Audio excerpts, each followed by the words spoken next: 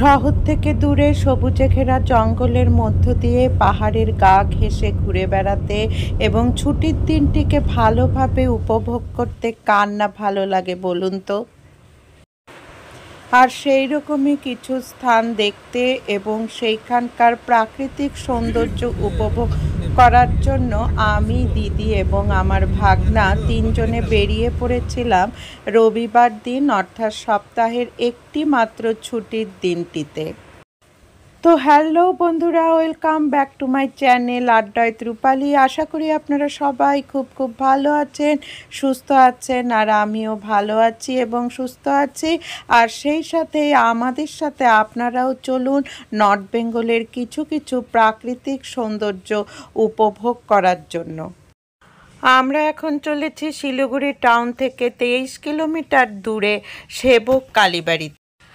আর এই যে আমরা সেবকের কালীবাড়িতে চলে আসছি। আর এই কালীবাড়ির আশেপাশে আছে অনেক দোকান, যেখানে পুজোর সমস্ত সামগ্রী পাওয়া যায় এবং পুজো দেওয়ার জন্য ডালাও পাওয়া যায়। সেই ডালা 100 টাকা, 150 টাকা, 50 টাকা, নানান দামের আছে। তো 150 টাকার যে ডালা, তার মধ্যে রয়েছে 108টা জবা ফুল দিয়ে তৈরি মায়ের জন্য মালা। আর সেই কারণেই আমরা 150 টাকার ডালিটাই কিনেছিলাম। কিনে এখন আমরা কালীবাড়ির মন্দিরে প্রবেশ করছি। বাইরে পা ধোয়ারও খুব সুন্দর সুব্যবস্থা আছে, তো সেখান থেকে আমরা হাত পা ধুয়ে মন্দিরে এখন প্রবেশ করছি। আর এই যে আমরা শ্রী শ্রী সেবকেশ্বরী কালীবাড়িতে প্রবেশ করলাম। আর এই যে এখানে পুজো দেওয়ার জন্য লাইন দিয়ে দাঁড়াতে হয়, তো আমরাও লাইন দিয়ে দাঁড়িয়েছি পুজো দিব দেখে। আর এখানে ফটো তোলা ভিডিও করা নিষেধ আছে, সেই কারণে মায়ের ফটো তুলতে পারিনি, ভিডিও করতে পারিনি। তো আমাদের পুজো দেওয়া কমপ্লিট। পুজো দিয়ে আমরা মন্দিরের চারিদিকটাও একটু ঘুরে নিলাম।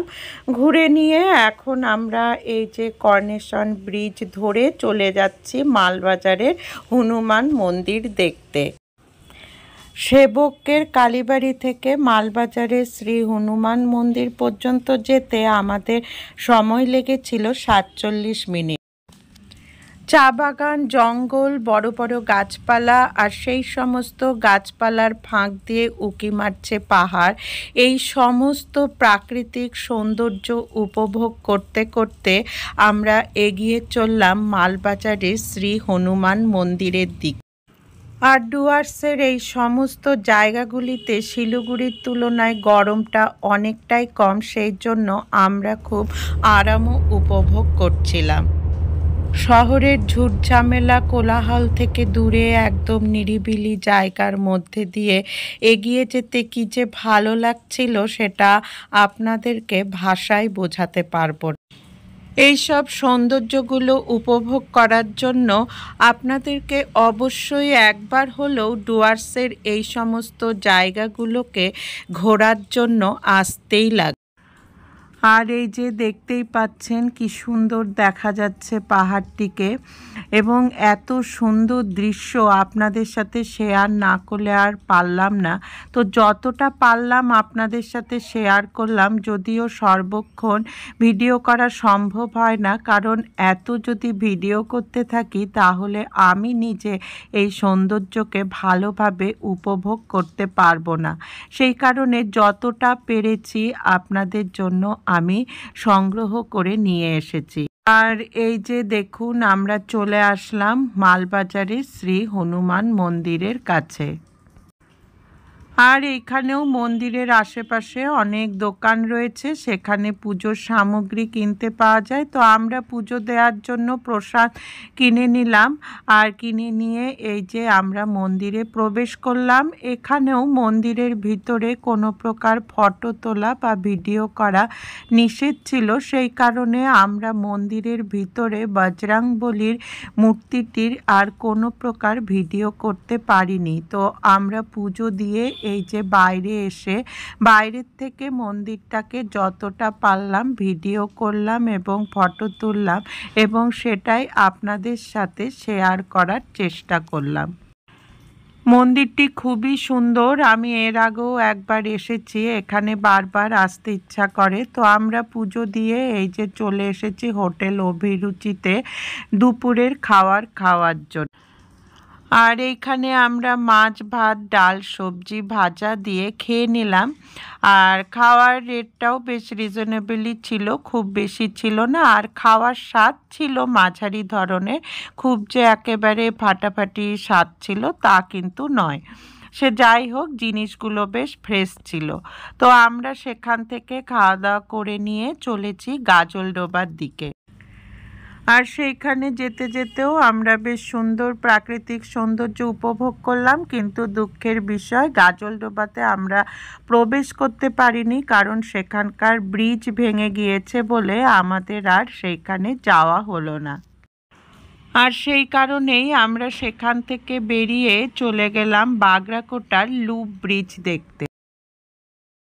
আমরা ব্যাক করে সেবকের কালীবাড়ির পাশ দিয়েই চলে গেলাম হচ্ছে বাগরাকোটের লুপ ব্রিজ দেখার জন্য। বাগরাকোটে আমি আগে কখনো আসিনি এবং লুপ ব্রিজটাও আগে কখনো দেখিনি। যদিও মালবাজারের হনুমান মন্দির এবং সেবক কালীবাড়ি আমি আগেও দেখেছি, কিন্তু লুপ ব্রিজ এই প্রথম দেখলাম এবং দেখে আমি একেবারে মুগ্ধ হয়ে গেলাম। এত সুন্দর দেখতে। দেখুন বন্ধুরা, জানি না আপনারা কতটা বুঝতে পারছেন এই ভিডিওর মাধ্যমে, কিন্তু সামনাসামনি দেখতে কিন্তু যথেষ্ট সুন্দর লেগেছে। আর চারিদিকের প্রাকৃতিক সৌন্দর্যটাও আমাকে একেবারে মুগ্ধ করে তুলেছিল। তো বন্ধুরা, এত সুন্দর একটা জায়গা আপনাদের সাথে শেয়ার করব না তা কখনো হয়? আর যখন আমরা ওই লুপ ব্রিজ দেখে নিচে নামছিলাম তখনও কিন্তু খুব সুন্দর দেখাচ্ছিল। তো যতটা পারলাম আপনাদের সাথে শেয়ার করলাম। আশা করি আপনাদেরও ভালোই লাগলো।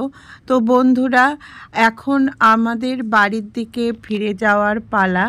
আর এই যে দেখুন গাছের ফাঁকা দিয়ে কি সুন্দর সূর্যের আলোটা উঁকি মারছে, এত ভালো লাগলো যে এটাও ভিডিও না করে পারলাম না।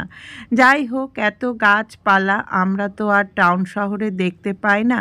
তো শহর থেকে দূরে যখন এসেছি এই পাহাড়ের কোলে, তখন আমরা এই সমস্ত গাছপালা দেখলাম এবং প্রচণ্ড ভালো লাগলো। চারিদিকে শুধু সবুজে ঘেরা অরণ্য। তো বন্ধুরা, কেমন লাগলো আপনাদের অবশ্যই জানাবেন এবং একবার হলেও আমাদের এই নর্থ বেঙ্গলের এই সমস্ত জায়গাগুলো পরিদর্শন করে যাবেন এবং দেখে আপনাদেরও প্রচণ্ড ভালো লাগবে। আর গরমের দিনে এই সমস্ত জায়গায় ঘুরতে আসতে খুবই ভালো লাগে। বেশ সুন্দর ঠান্ডা একটা আবহাওয়া থাকে এবং বেশ আরাম বোধ হয়। সে যাই হোক বন্ধুরা, আজকের মতো ভিডিওটা এখানেই শেষ করছি। আশা করি আপনাদের ভালো লেগেছে। যদি ভালো লেগে থাকে তো অবশ্যই একটা লাইক করবেন এবং কমেন্টস করে জানাবেন কেমন লাগলো। আর এতক্ষণ ধরে আমার সাথে থাকার জন্য আপনাদের অসংখ্য ধন্যবাদ। টাটা।